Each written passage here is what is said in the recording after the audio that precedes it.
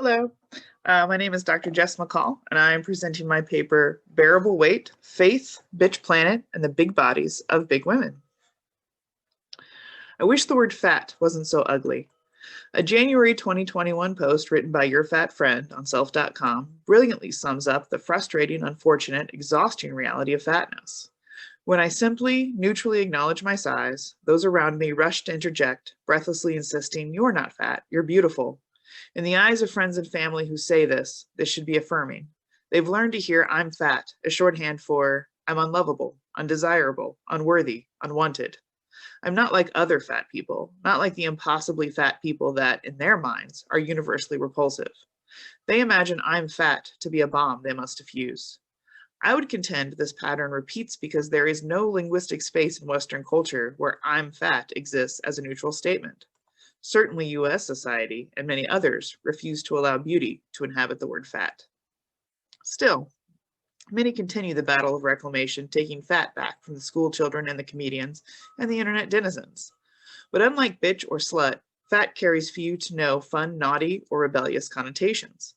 There's no version of fat where one breaks social norms in a shocking but intoxicating way. To be fat is to be slightly unfortunate while you do whatever else it is you are doing. The truth is easily tested, assuming the narratives of millions of fat people are not enough. Posting any conversation about fatness on Facebook is immediately met with a slew of well-meaning commenters, friends, colleagues, and family who argue passionately against a statement such as "I'm fat." Ironically, they make this argument by using words like curvaceousness, bigness, or voluptuous, never appearing to recognize that their arguments render fat and beautiful as antonyms. Then they will post about their diets, their workouts, and their weight loss journeys. Even the phrase weight loss journey is in itself a societal paradox with its roots in the attitude of the body as a thing to be beaten, controlled. The paradox is that while we devote ourselves to achieving physical perfection, we also maintain that negative self-image is something to be overcome. We control how we see ourselves. We do not seek to be thin, we seek to be healthy. You don't have to be thin to be healthy. It's not about skinny. It's about healthy. But is it though? At some point, when skinny fat is a thing, I feel like we might need to reassess. A stranger to our media would think losing weight is the equivalent of the one carrying the One Ring into Mordor. We've made the apotheosis of the hero quest arising from the ashes of your less than ideal body and emerging reborn as Marvel fit. One consequence of this is making the act of achievement, of growth, of heroism, literally fitting oneself with and within social norms. And when we turn healthiness into heroism, do we think about the chronically ill, the disabled, the role of poverty?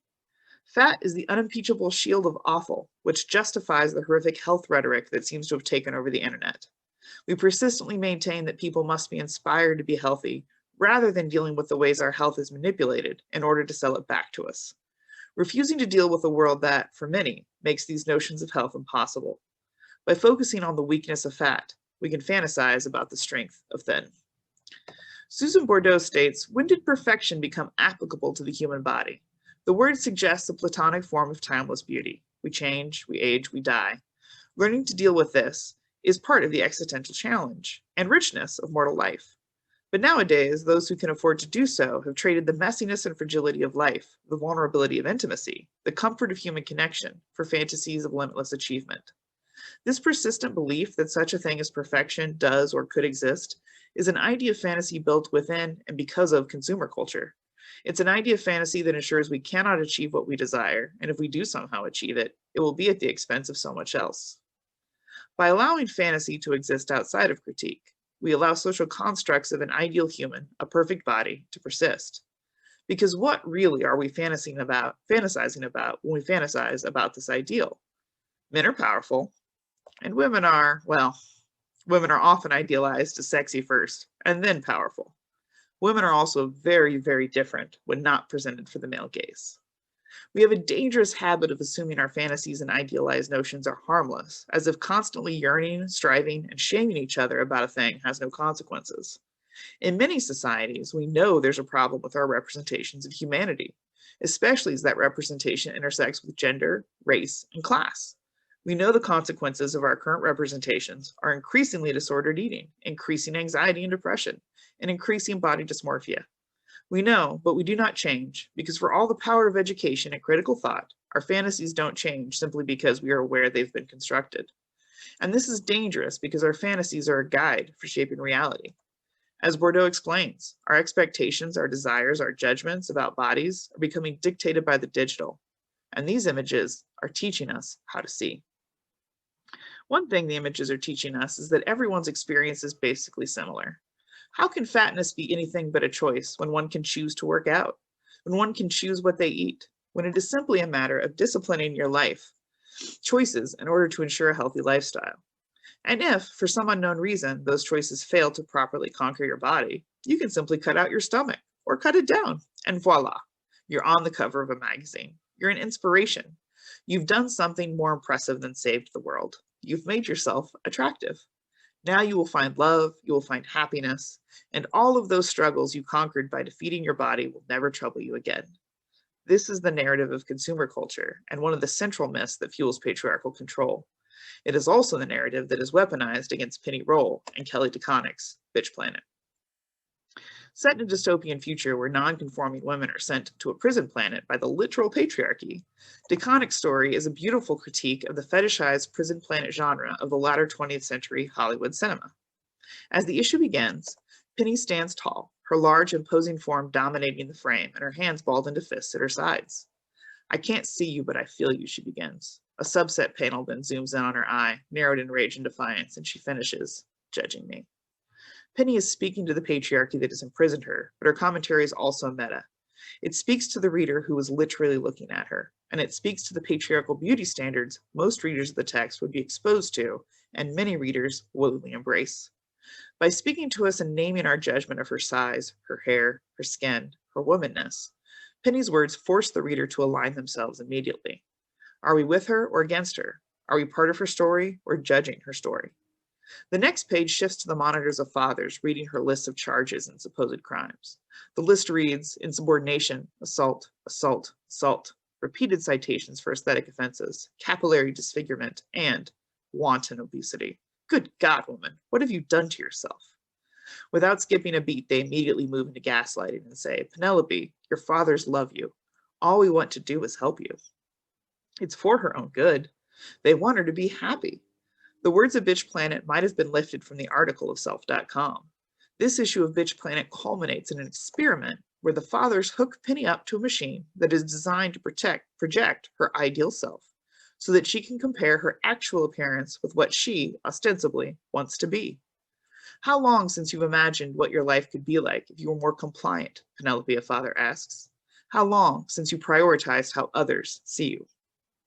As a whole, the issue is a powerful indictment, not only of beauty culture, but of white supremacy. Penny's failure to comply is demonstrated through the racist commentary about her hair and her build. Furthermore, this issue is a critique of power and what we, the readers, imagine power to be, where we imagine power to come from, how we imagine power should be accumulated. Is power found in being what others want us to be, inspiring them and pleasing them, making them want to emulate us and love us? Or is there power in agency and loving the self? I cannot help but think of Valerie's letter from Alan Moore's V for Vendetta.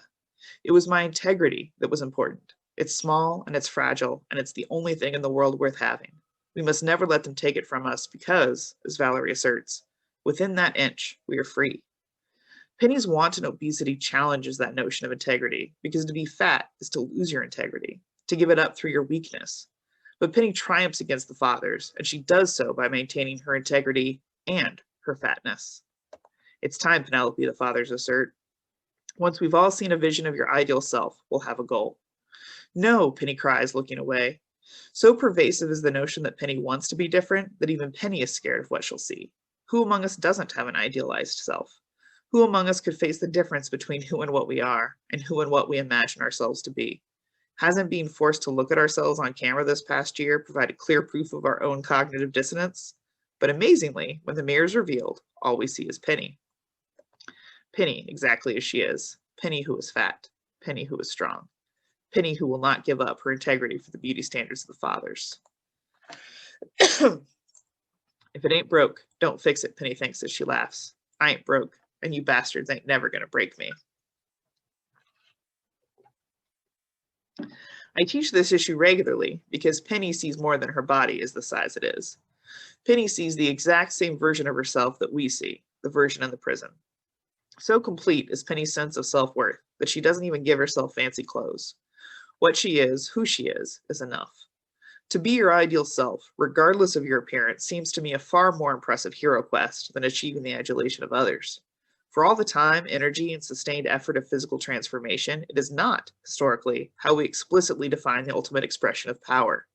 Whether we think of the Matrix and there is no spoon, or Nietzsche's Übermensch, the ability to see through the world so completely that it cannot control you is, philosophically, the most powerful, the most desirable, and the most difficult.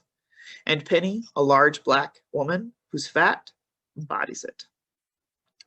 Like Penny, Faith Herbert from the Valiant comics Harbingers and then her solo line Faith is a fat character. She's also a superhero. Faith's characterization as it's connected to her body is more contradictory than Penny's, however. Faith is reintroduced to the comics world when she's included in the 2012 reboot of the Harbingers, and while her character evolves into somewhat interesting, complex, and nuanced, her introduction does leave a lot to be desired. When she is first introduced, she is lured into a dangerous situation by an online minion who catfishes her on a dating website for curvy women. However, while the use of dialogue such as, "I came onto the site to find a girl just like you, a very special girl," sets up a painful trope and representation of fat woman characters, fetishization, her story does manage to avoid that pitfall. The fetishization of fatness, especially in mainstream media, is a direct result of the intersection of fatness and objectification when women, both real and fictional, are viewed through the male gaze. In the fetish, sexual objectification is combined with the paradox of presenting fatness as attractive while simultaneously rendering fatness only attractive if the viewer is other somehow in their sexual preferences.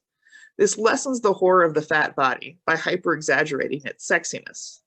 Euphemisms like curvy body attempt to reclass the fat body as the desirable thin body, only bigger. There's that appearance of healthy again, too. But fat bodies are not simply larger versions of thin bodies. When fat characters are drawn as having a relatively flat stomach and a thin face, their fatness becomes signified through bustiness in the case of women, and a connection of size with strength in the case of men. These portrayals protect the cultural attitudes that bodies are meant to fulfill a specific aesthetic, and that bodies which exist outside of accepted parameters are uncomfortable at best and monstrous at worst. We might be able to forgive you for being big, but only if you are big in a way that looks exactly like what we're already used to seeing.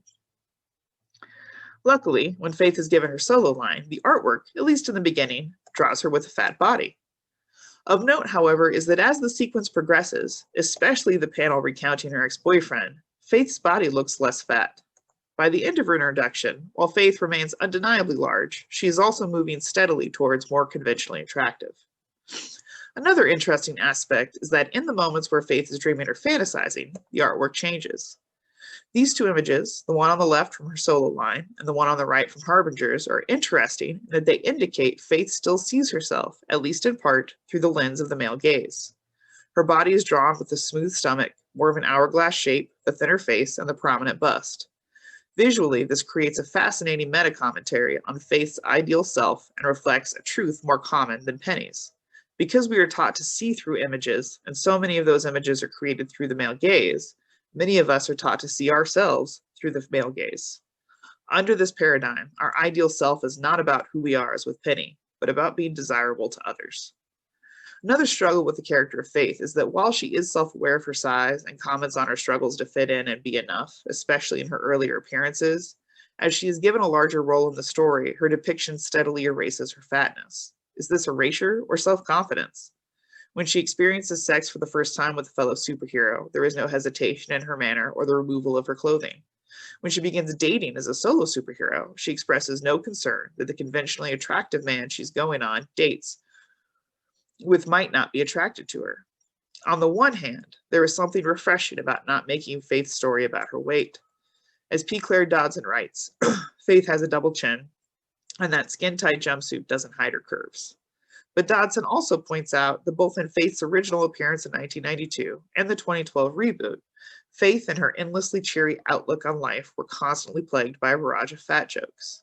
Luckily, in 2016, things are different.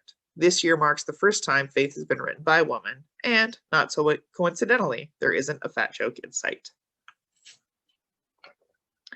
I agree wholeheartedly with Dodson that Judy Hauser's characterization of Faith is a drastic improvement. She is no longer so cheery as to be naive, or shown to be oblivious of a world that is not oblivious to her. However, even under Hauser, the verisimilitude of her character is challenged by having none of the experiences or interiority that comes with fatness. In making her character exist outside the reality of being fat, her fatness literally begins to disappear, becoming less prominent in her character design. What was that about her skin-tight jumpsuit not hiding her curves? Frustratingly, these subtle changes undercut the powerful subversiveness of her character, and instead, I think unintentionally, reinforce that there is no beauty in fat. As the character artwork changes, it reveals the innate tendency to see characters and people that we like and love as something more aesthetically comfortable. Faith's fatness becomes a bomb to be diffused. As if Faith cannot be a beloved superhero enjoying her single life, dating a man, being her best self, and also have a noticeable stomach.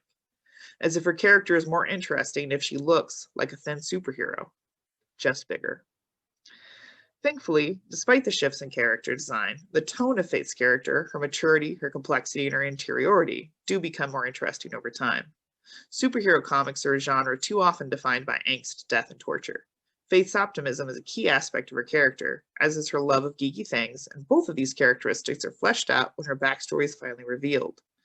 Even better, under Hauser's pen, Faith becomes representative not only of fat women in comics, but of people who choose goodness, people who choose kindness, people who love superheroes not because they want to be powerful, but because they want to have the power to do more good. And ultimately, this is why the disappearance of her fatness from her solo line is frustrating. I can't see you, but I can feel you, judging me. To be fat in the world is to be semi-aware of it all the time. The spaces you don't fit into, the constant barrage of diet and weight loss advertising, the websites dedicated to mocking fat people for existing at Walmart or on the street or wherever we have the bad manners to be. Dodson states that it's so striking when readers see her pose like Superman or working at a media outlet like basically every male superhero. By playing on these classic tropes, Faith further reinforces the idea that her weight has no bearing on either her regular life and career or her superpowers. Faith's character is powerful representation, but her lack of awareness of her own size renders her character almost inauthentic at times. Even Penny is terrified of what the fathers attempt to show her, because there's a brutal reality to fatness that we seem incapable or unwilling to address adequately with fiction. Characters can ruminate on revenge, on suicide, on rage, even on love and goodness, but we don't like for them to ruminate on fat. I would argue this is because, aside from there being no beauty in fatness, there is also no dignity, no integrity. To be fat is to be weak, lazy, less than. To talk about the realities of inhabiting that subject position is to whine, be pathetic, and deny reality. Fatness and the struggle of existing on the margins of the metatextual beauty norms encompassing Penny and Faith is not part of the human condition. It isn't a narrative Shakespeare wrote a soliloquy for. Dodson states that Faith's world, while idealized, offers a reprieve for fat female comic book lovers, and I don't disagree. But while I believe fully in the value of escapist fantasy, Faith is an opportunity to see someone face their fatness like a superhero, not to lose weight, not to be a healthy hero, not to show off her curves, but to learn how to love herself in a world that constantly, viciously, perpetually tells you that you are unlovable. If fatness either dominates the story or exists invisibly within it, how do we break out of that binary? I think part of that solution is in real people in the real world becoming more comfortable with fat. We should interrogate our desire to say, you're not fat, you're beautiful. We should stop assuaging our guilt for secretly judging our fat friends by patronizingly heaping compliments on them. We should, probably, really think about what it means to be perfect, why we desire it so much, and how often we use the concept of fantasy to justify hierarchy. Penny and Faith are fascinating, complex characters, and they are also, at least some of the time, visibly fat characters. And while we will never, could never, have a fat Black Widow or a fat Scarlet Witch, we did get a fat Thor who was worthy even while he was fat. And with each of these moments, we are putting more meanings in fat, meanings that aren't being created through the male gaze and fat fetishization. The bodies of Penny and Faith, and Thor, should have a role in their stories, but their story need not only be about that body. But part of the story of being fat is learning, fighting, and struggling to define what it means to be fat. Learning you can be worthy, angry, a hero, and unbroken, and fat. And that is power. That is the freedom to insist on your own humanity and to recognize and maintain your integrity. As stories, representation, and characterization morph, so does meaning, and more importantly, possibility. We don't always get to choose how we feel. We certainly don't get to choose how we look, but we do get to decide how we make meaning. If we're less afraid of the word fat and more willing to hear it, speak it, and give it meaning, if we're more willing to imbue that meaning with size but not morality, we gain power. A power that is so much more authentic than what those silly self-help memes are going on about. It's not an easy power and it comes at a cost. Power always does. Our existence, our size, our insistence on visibility will make others uncomfortable, even disgust them. But fighting against conformity, especially a conformity that comes at the expense of kindness and empathy, strikes me as far more worthy heroism to emulate than looking good while we pose. And the more we speak out, the more we increase the possibility of more stories written and illustrated by creators who are mindful of the ways gender, and also race and class and size and age, affect a lived experience. I want all the people to keep writing all the stories, and I want us to also stop presuming everyone else's story is just like our own, just bigger. Thank you.